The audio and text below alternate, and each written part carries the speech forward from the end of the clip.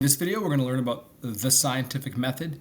Keep in mind that there's more than one way to do science, but we're going to focus on just one particular type of scientific method.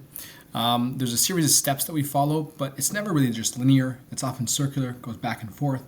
And so we'll take a look at each step by step, and then we'll learn how to make scientific questions, scientific hypotheses, and how to write conclusions properly as well based on our hypotheses and our experiments.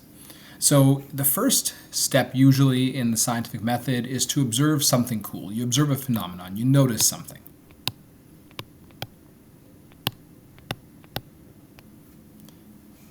And after you notice something, you ask yourself a question about it.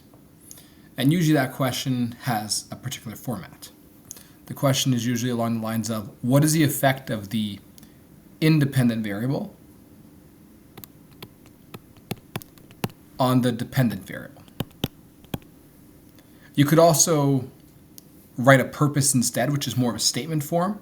So you're doing an experiment to determine the effect of the independent variable on the dependent variable.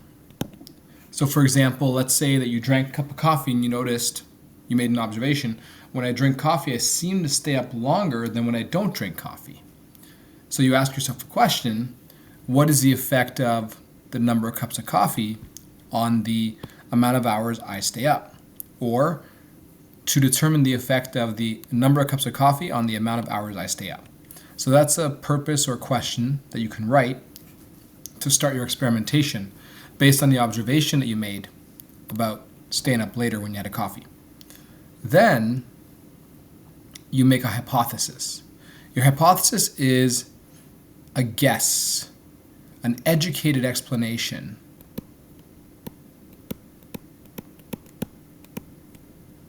for a phenomenon. And usually you do it based on prior knowledge or research that you might already have. And the format for a hypothesis is if then. If then. So if independent variable changes in some way, then the dependent variable changes in some way, and then this is because. So for example, if the number of cups of coffee increases, then the number of hours awake increases.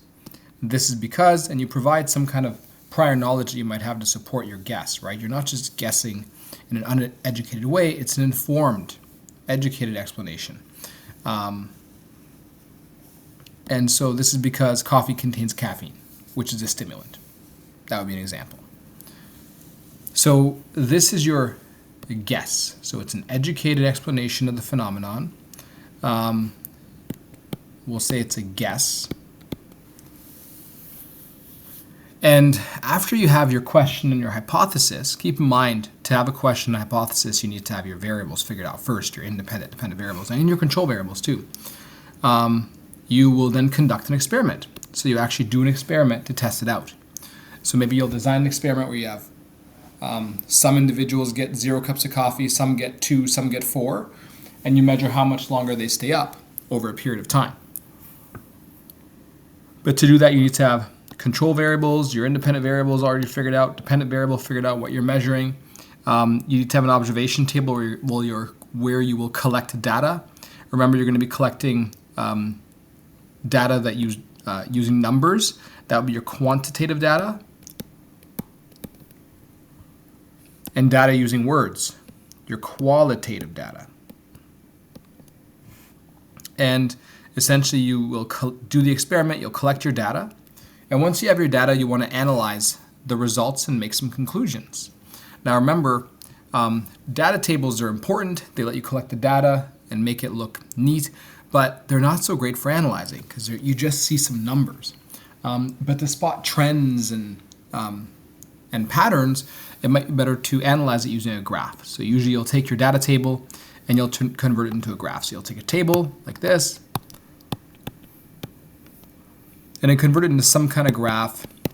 So maybe you can see a correlation, a causal effect, so on and so forth. So after you've done your analysis, you're going to make a conclusion.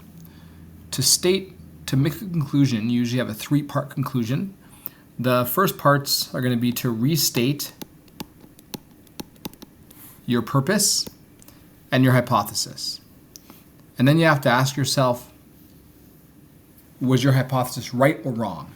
But we never say right or wrong or proven or correct, because at any point in time you could do another experiment where your hypothesis is not correct or is wrong. So we often say, did the results support your hypothesis, or did the results refute, meaning go against your hypothesis? So the way you would normally write a conclusion is like this. The purpose of the experiment was, and you restate your purpose over here. The hypothesis was, and you restate your purpose. The hypothesis was supported or refuted, so you choose which one best applies based on your data. And then afterwards, you might write a source of error that focuses on a variable. So you might say, to improve this experiment, a consistent diet should be followed between all groups, period. Notice that we don't have any pronouns. We write in the past tense here. And this is actually something called the past passive, which we'll learn about in more detail later on. But it's really just a 3-part conclusion where you summarize your whole experiment. You restate your purpose, your hypothesis, tell us if your purpose was supported or refuted by your data, and then mention one way to improve the experiment going forward. And then you can redo the experiment if you have ways to improve it. So we saw you observe something cool first, you ask yourself a scientific question, you make a hypothesis based on your question. Afterwards, you have to design an experiment to test your hypothesis to see if you were supported or refuted. And basically now you analyze your data you collected and conclude if the data supported the hypothesis or not. And basically, from there, you might go back and refine your hypothesis. You might go back and refine your question. You might make more observations that lead to a new question. So although we kind of show you a linear process, step by step by step, in reality, it's not so much linear. It goes in a cycle because your experiment is never truly done. Now, there are 2 more steps in the scientific method that we often don't mention. One of those steps is just keep experimenting, which I just did mention. And then also share your findings with the scientific community. Make sure that you collaborate.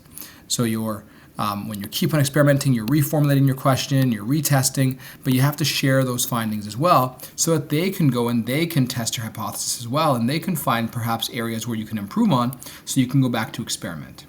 And so as you can see here, this is the scientific method that we discussed, but it's never quite linear as we go back and forth between the steps.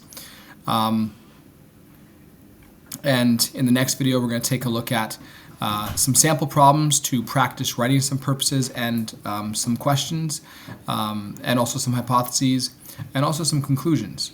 One more important note to keep in mind as well is that in general, we talk about having the scientific method to make scientific discoveries, but you don't always have to have a carefully planned experiment to discover things. Sometimes serendipity can be responsible. That means you just have luck. You discover something by accident. So the discovery of aspartame was basically that, where the scientists licked their fingers after they were doing an experiment and it was sweet, and you should never do that in the lab, but that became artificial sweetener. Also the discovery of penicillin. Penicillin is an antibiotic that saved many, many lives and that led way to many other antibiotics. Basically, someone had a dirty dish with bacteria on it, and what they noticed is that in certain areas there were no bacteria, and that's because there was a substance on it that was killing dangerous bacteria that made us sick, and that became an antibiotic that we use today in medication to save many lives. And that was just discovered by accident. It wasn't an experiment, it was just because of a dirty lab. So yes, it is important to have carefully planned experiments, but it's not the only way to discover things. And lastly, to mention one more thing about the hypothesis is, I forgot to mention earlier, I said it's an educated explanation. Another important thing is that it also has to be testable. That means that when you are making a hypothesis, you'll see here there's a blurb about it being testable, is that you have to be able to verify it with experiments. So if you can't verify your hypothesis with an experiment, you got to rework it to make sure that you can actually do an experiment to test that out. So that's important. You'll often see that that your prediction must be a testable prediction hypothesis. Otherwise, you can't use it. In the next video, we'll do some practice problems to learn how to write purposes, questions, hypotheses, and conclusions.